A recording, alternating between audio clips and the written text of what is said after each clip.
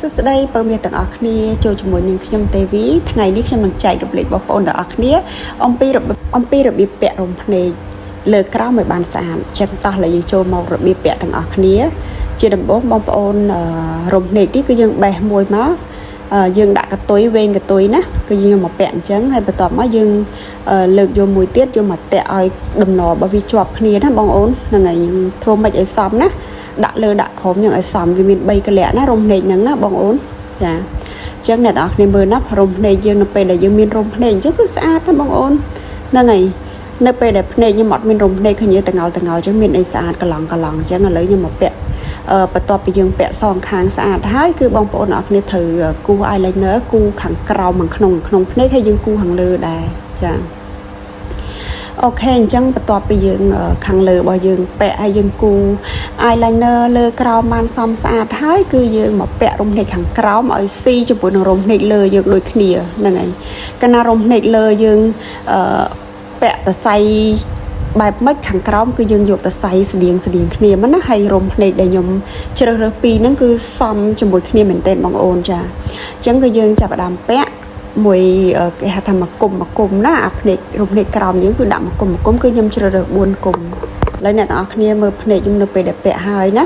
គឺថាវាសមទាំងលើខាងក្រោមហើយប្រភេទរំភ្នែកដែលខ្ញុំពាក់នេះគេហៅតម្រង់ភ្នែកឆ្មា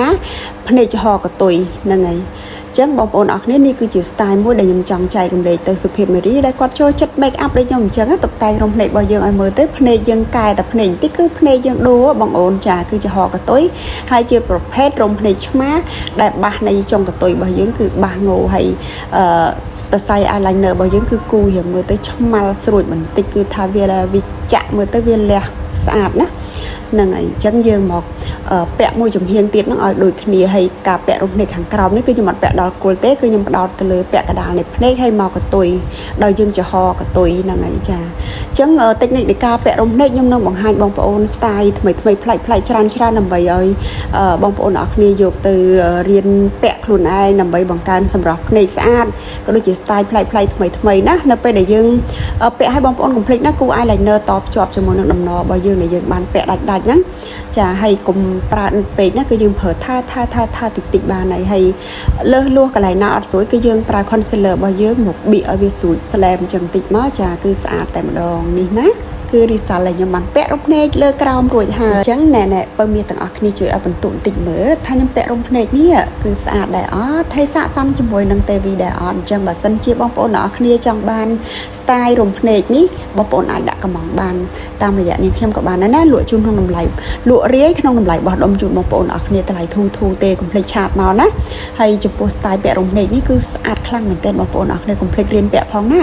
អរគុណបើមានទាំងអស់គ្នាចំពោះការទស្សនាពីដើមដល់ចប់បើសិនជាពេញចិត្តទេវីណាគឺកុំភ្លេចចុច like share comment ម្នាក់មួយផងដើម្បីទទួលបានវីដេអូថ្មីនិងកន្លឹះល្អពីនាងខ្ញុំទេវីណាអរគុណបើមានទាំងអស់គ្នាជួបគ្នាវីដេអូក្រោយទៀតណាបាយបាយជប់